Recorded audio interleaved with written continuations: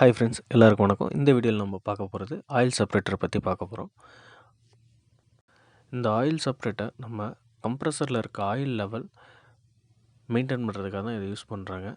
இது நம்ம ரெஃப்ரிஜரண்ட்டோட oil mix ஆகி high pressure high temperature discharge ஆகும்போது டிஸ்சார்ஜ் ஆகும்போது நம்ம கண்டென்சருக்குள்ளே டைரெக்டாக போச்சு அப்படின்னா நமக்குள்ளே கண்டென்சர் காயில் ஃபுல்லாகவே ஆயில் சோக் ஆகும். அதுக்கப்புறம் ட்ரையர், எக்ஸ்பென்ஷன், எவாப்ரேட்டர் காயில் இது மாதிரி ஸ்டெப் பை ஸ்டெப்பாக போகும்போது நமக்கு இந்த எவாப்ரேட்டர் காயிலுக்குள்ளேயே இந்த ஆயில் போச்சு அப்படின்னா நம்ம பைப் லைனில் ஸ்கேல் மாதிரி இந்த ஆயில் ஃபார்ம் ஆச்சு அப்படின்னா நமக்கு எவ்வளோ கூலிங்கான கேஸ் உள்ளே போனாலும் நம்ம ஹீட் எக்ஸ்சேஞ்ச் ஆகும்போது இந்த ஆயில் அந்த பைப்பு சுற்றி நமக்கு ஸ்கேல் மாதிரி ஃபார்ம் ஆகிருக்கிறதுனால நமக்கு அந்த ஹீட் எக்ஸ்சேஞ்சும் நமக்கு ப்ராப்பராக நடக்காது. 100% எஃபிஷியண்ட்டாக நமக்கு கிடைக்காது. அதனால் எஃபிஷியன்சி நிறைய லாஸ் ஆகும். அதேமாதிரி கண்டென்சர் எவாப்ரேட்டரில் போய்ட்டு நமக்கு ஆயில் நிறையா சோக் ஆச்சு அப்படின்னா நமக்கு கம்ப்ரஸரில் ஆயில் லெவல் மெயின்டைன் பண்ணால் உராய்வு ஏற்படும். தேய்மானம் அதிகமாச்சுன்னா 10 வருஷம் ஒர்க் ஆகிற கம்ப்ரஸர் 5 வருஷத்துலேயே நமக்கு மெக்கானிக்கல் ப்ராப்ளம்ஸ் வரும், ஜாம் ஆகும், அந்த மாதிரி இஷ்யூஸ் வரும். அந்த மாதிரி ரீசன்ஸ் வரக்கூடாது அப்படின்ற ரீசனால் தான் நம்ம இந்த ஆயில் செப்பரேட்டர் யூஸ் பண்ணுறோம். இந்த இமேஜில் நம்ம பார்க்குற டாப் சைடில் இருக்க பைப் மூலயமா நமக்கு கம்ப்ரஸர்லேருந்து high pressure high temperature vapour oil செப்பரேட்டருக்குள்ளே என்ட்ராகும்போதே நமக்கு பார்த்திங்கன்னா அந்த பைப் பெண்டுலேயே அந்த ஹை ப்ரெஷர் ஃப்ளோ அடிக்கும்போது நமக்கு டென்சிட்டி அதிகமாக இருக்க அந்த ஆயில் கொஞ்சம் கொஞ்சம் அந்த இடத்துல ட்ராப் ஆகும். அதே மாதிரி நமக்கு கீழே அந்த ஃபோர்ஸ் அடிக்கும்போது நமக்கு அந்த பிளேட்டில் படும்போது நமக்கு இன்னமும் அதிகமான ஆயில்ஸ் நம்ம செப்பரேட் ஆகும். அப்படி செப்பரேட் ஆகும்போது அந்த டென்சிட்டி அதிகமாக இருக்க ஆயில் அந்த பிளேட்டில் வழிய ஆரம்பிக்கும். கேஸ் மட்டும் நமக்கு டாப் சைடில் இருக்க ஹோல்ஸ் வழியாக நமக்கு வெளியே போகும். அந்த பைப் லைன் வழியாக வெளியே போகும்.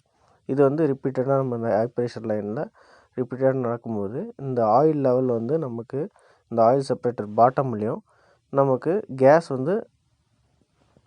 வெளியே போகுது. வெளியே கண்டென்சருக்கு போயிட்டு நமக்கு கண்டென்சேஷன் ஆகிட்டு சேம் அதே மாதிரி நமக்கு ட்ரையர், எக்ஸ்பென்ஷன் வால்வ், எவாப்ரேட்டருக்கு மூலியம் போயிட்டு திரும்ப அந்த சைக்கிள் நார்மல் சைக்கிள் நம்ம ரொட்டேட் ஆகுது. இந்த ஆயில் நமக்கு இந்த ஆயில் செப்பரேட்டரில் கலெக்ட் ஆகிட்டு நமக்கு கம்ப்ரஸருக்கு போயிடுது. இது மூலிமா நமக்கு கம்ப்ரஸரில் இருக்க ஆயில் லெவல் ப்ராப்பராக மெயின்டைன் பண்ணலாம். இந்த வீடியோவில் நம்ம பார்க்குறது ஸ்க்ரூ டைப் கம்ப்ரஸர். இதில் நம்ம டிஸ்சார்ஜ் லைனில்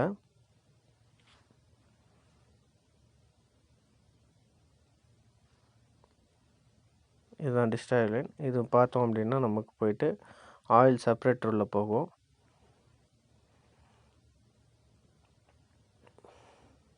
இதுதான் ஆயில் செப்பரேட்டர். இந்த ஆயில் செப்பரேட்டருக்குள்ளே போகுது. High pressure high temperature vapour உள்ளே என்ட்ராகுது. என்ட்ராகிட்டு நமக்கு டாப் சைடில் பார்த்தோம் அப்படின்னா நமக்கு வேப்பர் மட்டும் கண்டென்சருக்கு போயிடும். கீழே ஆயில் கலெக்ட் ஆகிடும். இது ரெண்டுமே கண்டென்சர், இந்த பைப் பார்த்திங்கன்னா கண்டென்சருக்குள்ளே போகுது.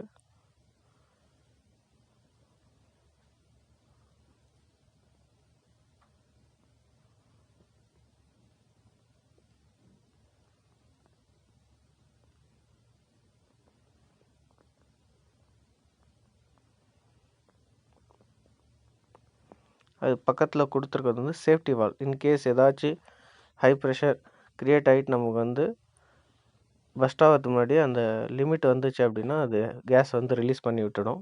பஸ்ட் ஆகாமல் இருக்கிறதுக்காக அந்த சேஃப்டி வால்வ் கொடுத்துருக்காங்க. இது பாட்டமில் நம்ம பார்க்குற ஆயில் லைனு. இந்த ஆயில் செப்பரேட்டரோட பாட்டமில் இருக்க ஆயில் லைனு. இது அந்த செப்பரேட்டரில் கலெக்ட் ஆன ஆயில் நமக்கு கம்ப்ரஸர் போகிறது முன்னாடி அது கண்டென்சருக்குள்ளேயே கொடுத்து அதை கூல் பண்ணி அதுக்கப்புறமா நம்ம கம்ப்ரஸர் கொடுக்குறாங்க.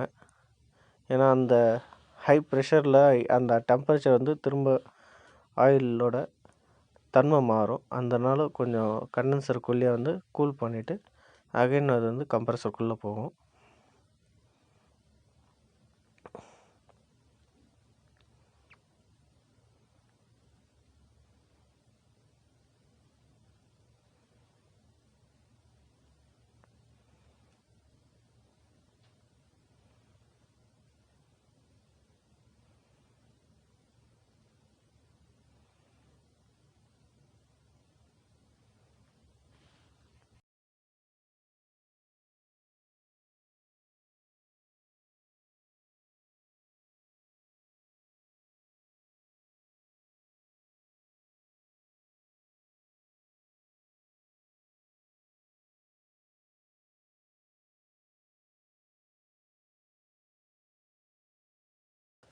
Thank you friends. இந்த வீடியோ உங்களுக்கு பிடிச்சிருந்தா லைக் பண்ணுங்கள், ஷேர் பண்ணுங்கள், கமெண்ட் பண்ணுங்கள்.